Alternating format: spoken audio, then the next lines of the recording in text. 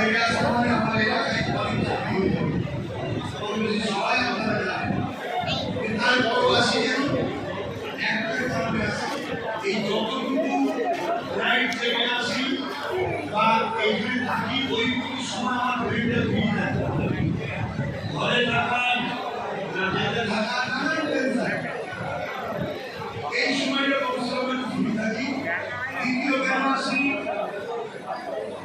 এক এক জায়গায় আমার ভাইয়েরা কিভাবে আছে না আছে এভাবে তোমাদের জানা দরকার প্রচুর কষ্টে থাকে মানুষ তারপরে দুটো রেখে খাওয়ার আমি বলবো আমরা এই কষ্ট দিয়ে জীবনের অনেক ভালো জায়গা দেবে কিন্তু ভালো জায়গা দিলে আল্লাহ রসুলকে ভুলে দেবে কষ্টের দিলে কথা মনে রাখবে আর তুমি যেদিন বড়লোক হয়ে যাবে সেদিন গরিব দেখলে তাই ভালোবাসবে তুমি একদিন গরিব ছিলে কষ্টে ছিলে আজকে ওই গরিবটা কষ্টের মধ্যে আছে এটা মাথার মধ্যে রাখা দরকার আছে না না এটা মাথায় রাখবে তাহলে জীবনে ধ্বংস হবে না আল্লাহ ধন দিয়েও কেড়ে নাই অতলোককে দিয়েছে দিয়ে আবার কেড়ে দিয়েছে 3 নম্বর কথা একটা কারণে বাইরে বাইরে একটু যায় এই বাইরে বাইরে গেলে এই অশিলায় বিভিন্ন জায়গায় অনেক গরিবের মাজারটা হচ্ছে আরেকটা কারণ হলো এক জায়গাতে গেলে হাজারটা গ্রামে মুক্তি পাওয়া হাজার জায়গাতে আমার একটা কথা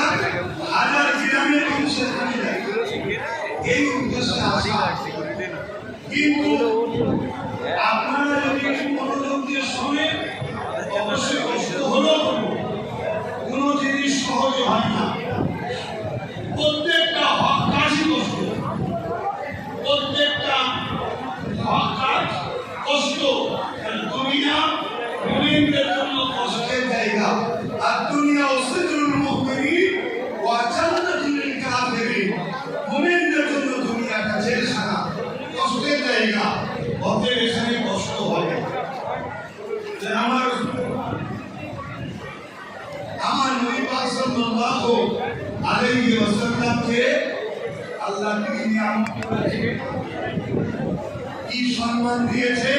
এবার বলো শরীফ আল্লাহুম্মা সাল্লি